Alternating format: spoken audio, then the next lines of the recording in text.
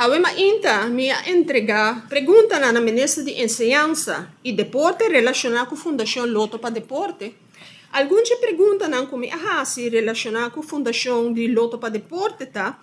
Mas no pueblo por sa, riba dia 18 de julho último, estava tendo evento caminho que a ministra indica que não junta de supervisão ou Fundação Loto para Deporte a logra de voltar o contrato existente com Canadian Banknotes e sua excelência a ratificar, a subrayar que saque lota algo beneficioso para Aruba. Por esse motivo aqui me decidi de fazer 5 perguntas na sua persona, qual me quer elaborar brevemente ribanan.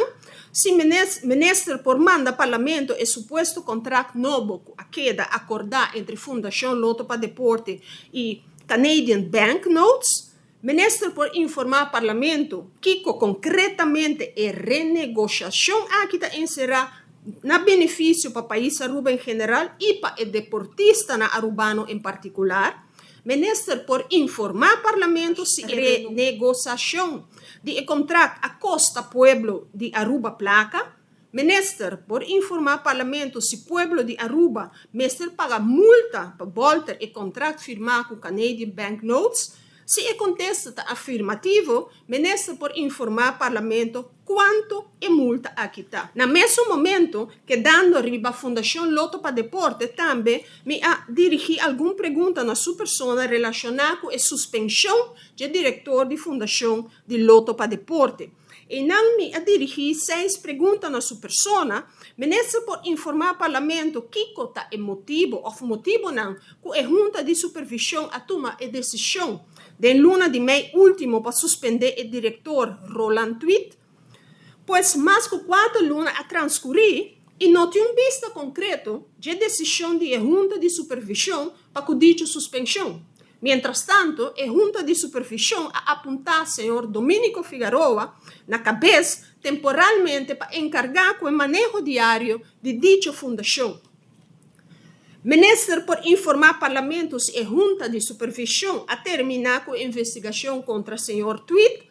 Se o contexto está afirmativo, ministro por compartilhar o resultado de investigação com o parlamento. Ministro por informar parlamento se a investigação ha sido de junta de supervisão estava tendo suficiente base para terminar o contrato com o diretor Tweet.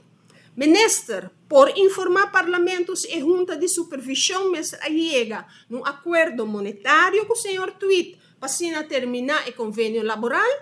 Se o contexto está afirmativo, ministro por informar parlamento quanto placa a terminação de relação laboral a costa Fundação Loto para Deporte.